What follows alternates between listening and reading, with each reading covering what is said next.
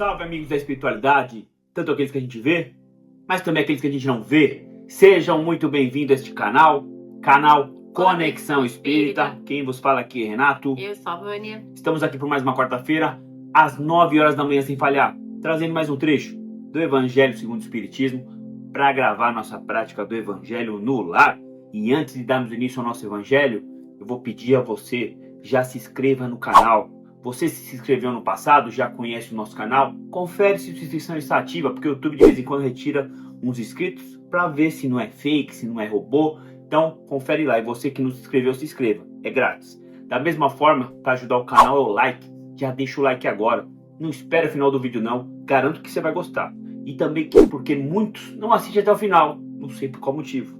Mas então já deixa o like agora. Uma outra forma também de nos ajudar e ajudar o canal a crescer e propagar o Evangelho é compartilhando o vídeo. Compartilhe aí nas suas redes sociais, nos seus grupos do WhatsApp, para os seus amigos, para os seus inimigos, para todo mundo, até quem você não conhece, compartilha. E o tal do sininho aí, tem um sininho aí perto do botão de inscrição, ativa ele, que aí você vai ser notificado de toda a nossa movimentação aqui nesse canal. E também tem uma coisinha aí boa para dar para o YouTube entender que o canal está movimentando legal, é o comentário. Comente, é um canal de comunicação entre nós e vocês. Utilize da forma que vocês quiserem. Críticas? Sejam bem-vindas. Bem-vindas. Comentários? Bons também. Perguntas? Fique à vontade, o espaço é de vocês. Se você vai realizar o Evangelho no lar aí na sua casa, já é de praxe, vai lá, separa aí a sua garrafinha, o seu copinho com água, para que ao final a espiritualidade fluidifique essa água, colocando ali o que você está precisando para o momento. Lembrando que se você mora com alguém, coloca um copo para cada um, uma garrafinha, né, em específico para cada, porque aí a espiritualidade coloca nessa água o que cada um está precisando ali, né, de acordo com o momento que está passando, tá bom? Para dar aquele up. Lembrando que a gente também tem que ter fé e fazer a nossa parte para que tudo flua bem, para que tudo aconteça da melhor maneira possível, tá? Tem que fazer a liçãozinha de casa. E se você tá sentindo aí que você precisa, que você quer enviar orações ou vibrações positivas para alguém, você pode deixar anotado o nome desta pessoa, tá? Ou no seu caderno, na sua agenda, onde você preferir. Se essa pessoa estiver encarnada, junto do nome dela, você vai colocar o endereço residencial ou o endereço hospitalar, caso ela esteja hospitalizada. Agora, se ela já estiver desencarnado, junto do nome, você vai colocar a data do desencarne, tá? Foi? Sem mais delongas? Sim. Vamos para o Evangelho. E assim, vamos fechando nossos olhos, calmando nossa mente, tranquilizando nosso coração, deixando que toda espiritualidade amiga aqui que se encontra preparar o ambiente para que possamos nos concentrar, nos harmonizar no estudo da palavra do Senhor. Palavra esta que buscamos galgar mais um degrau rumo à nossa reforma íntima. E assim serenos, vamos agradecendo a Deus, nosso Pai, e a Jesus, nosso Mestre, pela oportunidade de estarmos novamente nessa casa, reunidos para estudar sua palavra. E pedir, Pai, fale conosco, mas não só aquilo que vai nos agradar ouvir, mas sim aquilo que estamos precisando ouvir. E que nos tire do conforto das mesmices e nos coloque no confronto das mudanças. E que possa nos usar como canal de bênção em nome de Jesus. Também pedimos ao mentor de cada um que está sempre nos acompanhando, que conduza da melhor forma o entendimento da palavra. Se estiver aqui, ou aí, algum irmãozinho perdido e procurando respostas, que permita ser ajudado. Pai nosso, que estais no céu, santificado seja o vosso nome, venha a nós o vosso reino, seja feita a vossa vontade, assim na terra como no céu. O pão nosso de cada dia nos dai hoje, perdoai nossas ofensas, assim como nós perdoamos a quem nos tem ofendido. E não vos deixeis cair em tentação, mas livra-nos, Pai, de todos os males, hoje e sempre. Para darmos início ao nosso Evangelho, vamos fazer uma leitura de uma mensagem. E a mensagem de hoje foi escrita por irmã Dulce. Procuremos viver em união, em espírito de caridade, perdoando uns aos outros as nossas pequenas faltas e defeitos. É necessário saber desculpar para viver em paz e união. irmã Dulce. O evangelho de hoje, a leitura está no capítulo 11. Nós vamos ler o item 13, que tem como título A Fé e a Caridade. Eu vos disse recentemente, meus queridos filhos, que a caridade sem a fé não basta para manter entre os homens uma ordem social capaz de torná-los felizes. O homem ansioso de prazeres tenta se iludir quanto ao seu destino aqui na terra, achando que deve se ocupar apenas de sua felicidade. Deus nos criou com a certeza de sermos felizes na eternidade. Por isso, a vida terrena deve servir exclusivamente para o aperfeiçoamento moral, que se adquire mais facilmente com o auxílio dos órgãos físicos e as exigências do mundo material que devem ser supridas. Triunfareis se a caridade vos inspirar sempre e se a fé for a vossa sustentação. Lembrando que aqui é um resumo, tá, do item 13, quando você tiver uma oportunidade, faça a leitura aí por completo. Para uma melhor compreensão, uma melhor interpretação de vocês, que às vezes pode ser diferente aqui da nossa. Isso. Leia, hein? A fé e a caridade, segundo o Espiritismo, são os dois pilares de sustentação da nossa aprendizagem moral aqui nesse plano, né? As duas são a base do amor. Quando a gente fala de caridade, a gente já imagina doar aquelas coisas já que a gente não está usando mais, doar algum valor, doar um pouquinho do tempo, ouvir alguém. É caridade? É. Precisa ter fé para fazer isso? Não. Ateu faz caridade? Faz.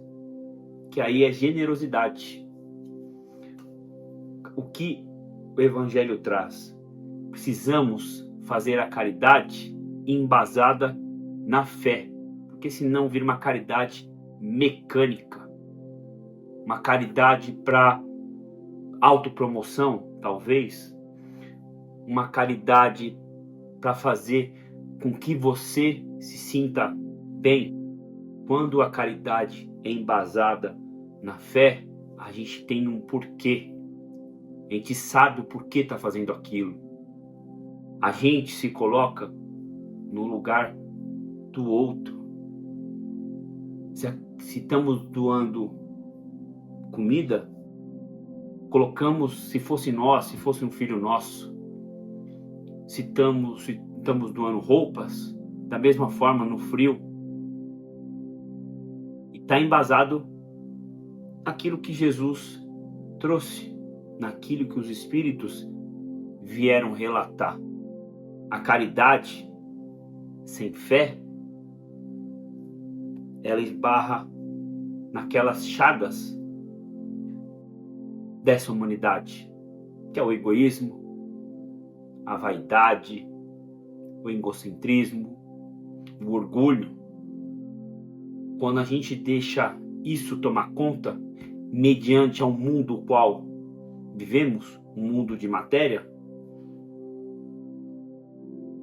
a gente pensa muito em nós, esquece do próximo. Ah, mas fácil falar. Fácil falar. Ah, mas vocês... Não, a gente erra muito. A gente faz isso que estamos falando? Não. Sabemos que temos que fazer? Sabemos. Mas vamos errar. Fala de novo, no mundo que estamos, onde as circunstâncias que nos rodeiam faz com que o nosso foco normalmente seja o eu e não o ele. E aí esse campo de visão que a gente tem que mudar. Parar de pensar na primeira pessoa e pensar na terceira. Esquecer, deixar de lado um pouco o orgulho, deixar de lado a vaidade, o egoísmo e colocar na cabeça o real motivo que estamos nesse mundo, nesse plano. nesse mundo de escola que é o planeta Terra. Fomos colocados aqui por algum motivo. As pessoas que atravessarão o nosso caminho, muitas vezes para nós ajudarmos, tem um porquê. E quando conseguimos trabalhar e exercer a caridade,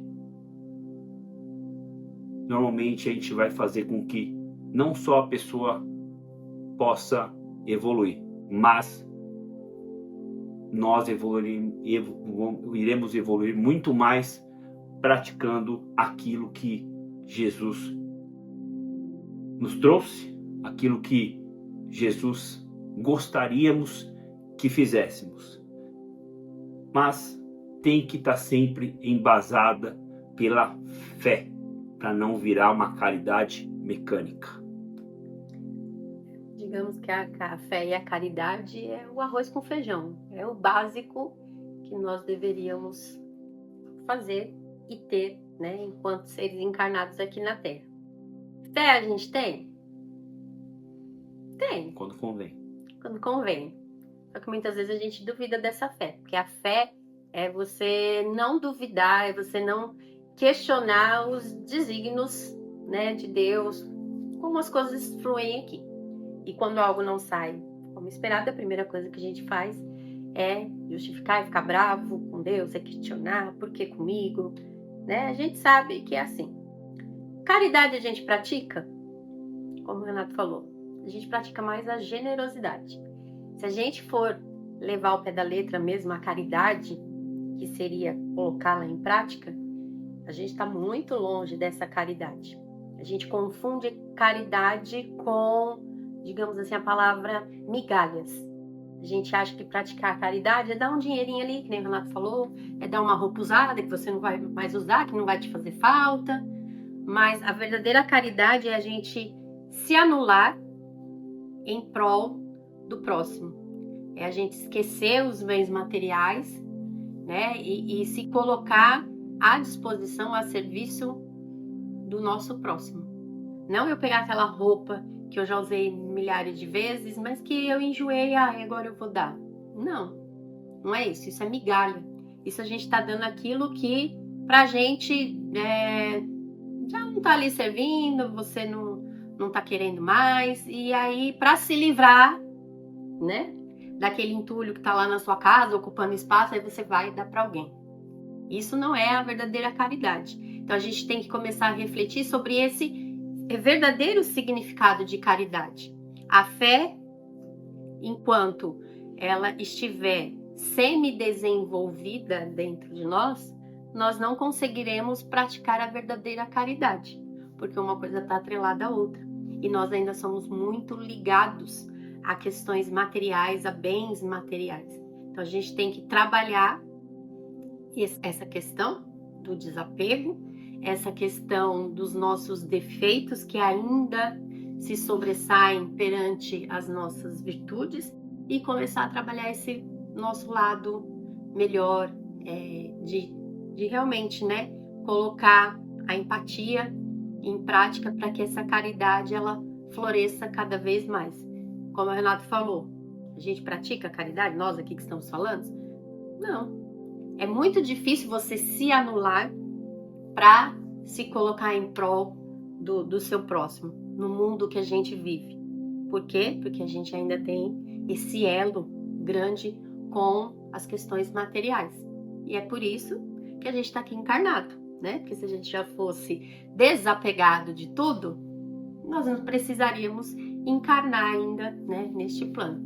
Então, a gente tem que começar a refletir sobre essas atitudes e realmente colocar em prática toda essa fé que a gente diz que tem, mas que a gente ainda não tem, e praticar essa caridade também, que a gente diz que pratica, mas na verdade não praticamos. A gente se livra das nossas bugigangas.